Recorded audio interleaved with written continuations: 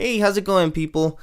I am here today to talk about Utawarerumono, Mask of Deception. I finally finished playing the game, and I thought that I'd go ahead and do this video to go ahead and create a guide for anyone who is interested in playing this, because it's kind of a big whopper for anyone who hasn't played a visual novel and they've seen that it's strategy RPG, because it's actually a pretty light playthrough, and I really enjoyed this, and I want more people to experience it if they have the opportunity. This is just gonna be mostly solid image. I don't plan on doing heavy editing or even putting game footage because I don't have access to any of that stuff.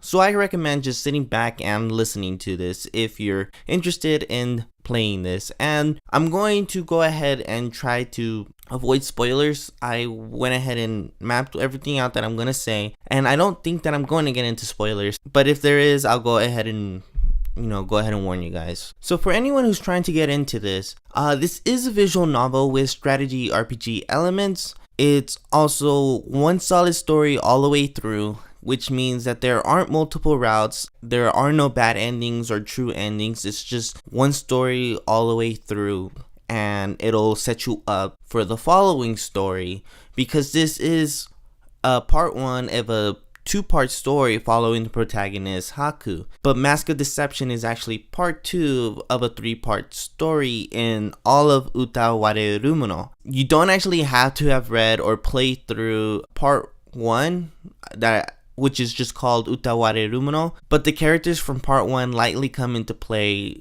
in the latter half of the story. So if you're at all curious, I would say that once you start seeing these new characters, I would just go ahead and look them up on the wiki, and it kind of goes in and fills you in. But there are kind of some spoilers on there that I accidentally spoiled myself to, so go ahead and tread lightly. Let's go ahead and talk about the SRPG battles, because they are not difficult. They're really kind of just there to go ahead and give this visual novel a little extra pizzazz. They're kind of made in a way that doesn't require you to be a master tactician. You're not going to get a Fire Emblem experience here, but the battles can be fun, and they're also very light. You're not going to be there for half an hour playing a single match and then go back to the visual novel. They're more like 5 to 15 minutes. The latter half of the battles, they do become longer, but that's because they get a little bit more challenging. Also, you don't need to grind, but you may want to. I was able to complete the game without a whole lot of grinding. I usually only went back when I got tired of the visual novel and I actually wanted to play, so I went to go play old maps. And I do recommend checking out old maps if you want to keep Haku and Kuon, the two main heroes, at the same level as everyone else, because for some reason that when you start getting new characters into your roster, when you beat a map, all of the characters level up, and for some reason Haku and Kuon are always just like a level short compared to everybody else. For instance, if everyone levels up to level 12, Kuon and Haku will level up to level 11. And that's kind of weird because they're supposed to be our main heroes. I would think that they're supposed to stay ahead of the curve of everyone else. There's also a rewind button in case you want to redo some moves. I hardly use it until the last two fights because that's where it became a little bit more challenging than the rest of the game. Also, I did play in normal mode.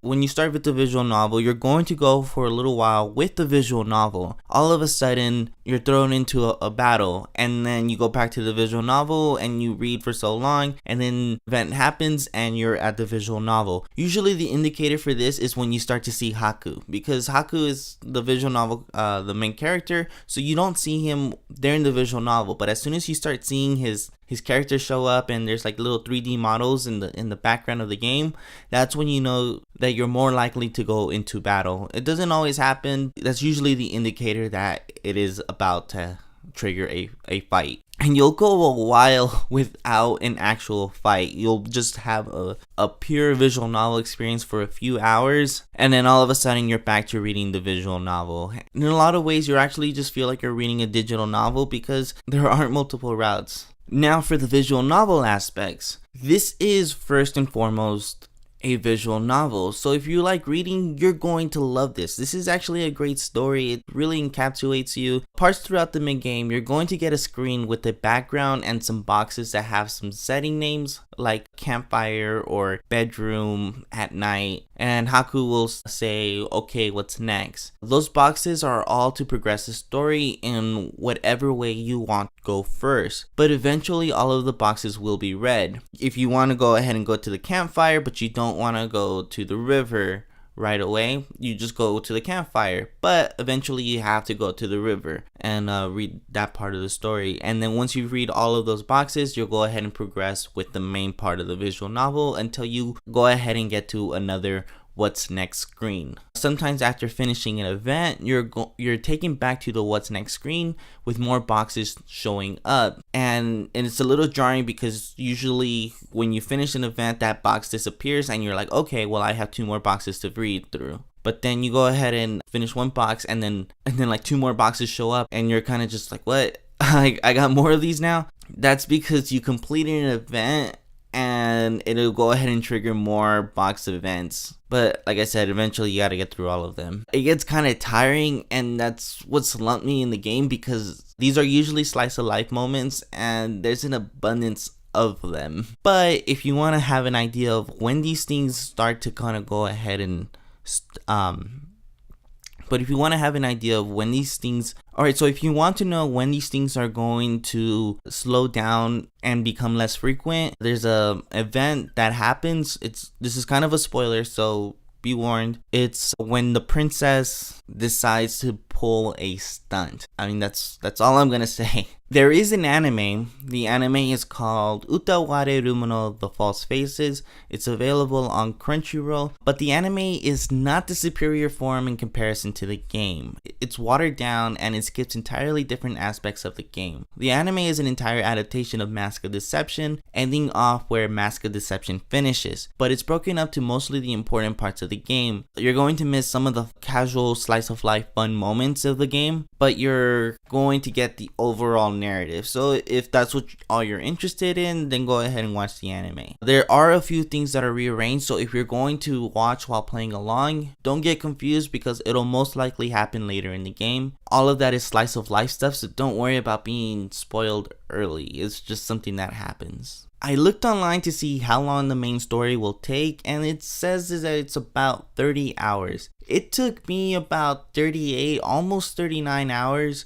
to complete the main story. I don't know how I added those 8 extra hours, but just to let you know, once the ending credits roll, keep playing because there is an ending credits scene, and then after that there's extra gameplay that'll let you play more SRPG fights in the game. But I've only completed one of them. I don't know how far it actually goes. If you want to monitor your story, because I like to do that, I use the anime to go ahead and be able to tell where I am, because like I said, it's just a chunk of main plot in the anime. Alright, so that's basically the gist of the game as a whole, but here is where I'm going to go ahead and talk about some of the characters, and I'm not going to go ahead and make it super extra extensive, but I just want to go ahead and just share some of my thoughts on the characters. So, spoilery stuff coming ahead. Continue to watch if you want. But let's talk about Haku and Kuon. I think that Haku and Kuon are a great duo.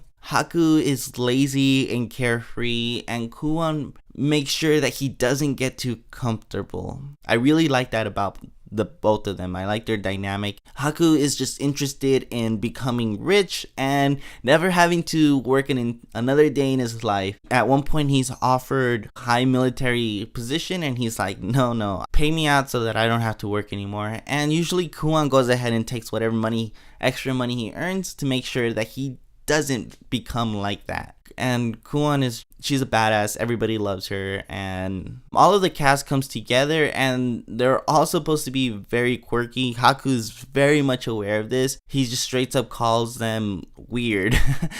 Also, one thing worth noting, everyone is a furry except for Haku. You're going to find out why that is, but it's also a pretty clever reason as to why everyone gravitates towards Haku. People meet Haku and they instantly like him majority of the time. And I thought that it was a clever reason for a quote-unquote harem situation. Yeah, but I don't really think that it's a harem because there are other guys in Haku's group, and I would say that the ratio is usually 3 to 5, but there's always more girls than guys around. My favorite person on the battlefield was Ogi because for some reason he was always the one that managed to survive and execute the finishing blow, even when I didn't intend for that to happen. I just realized it towards the end of the game that this guy is always the one who finishes the battles for me. And I just instantly was like, you know what? Ogi's cool. I really like Ogi. In my unboxing, I mentioned that Kuon was the pervy one of the group, and she really only had one moment where she was being a perv, and she has another moment where she becomes like less aware of her surroundings and it sets up for a pervy situation, but that usually never happened after those 2 times. And unfortunately, they were at the beginning of the game. I kept waiting for more of those situations to happen, and they didn't. And there's one more character that I briefly want to talk about in combat.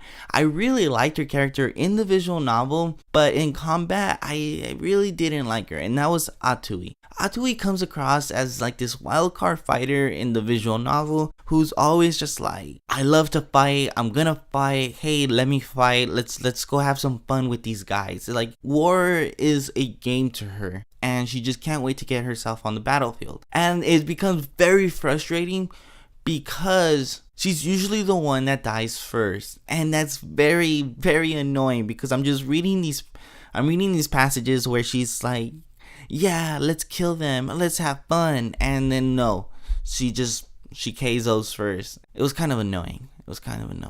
Alright, so I think that's pretty much it. I hope that this works as a guide for people interested in playing, because I think that this is a pretty good story, and I know that visual novels are not for everybody, and the idea of a visual novel can be pretty daunting, especially because you don't have a way of monitoring yourself. I'm also playing Steins Gate, but that's on hold because it just feels like the chapters just go on forever. I think that I'm on chapter 3 or 4, and I think there's like a total of 8 or 10, and it just feels like I'm not even halfway through the story. And I know that some other visual novels are they can go ahead and get to like 80 plus because of different routes, different situations, and bad endings, true endings, false endings.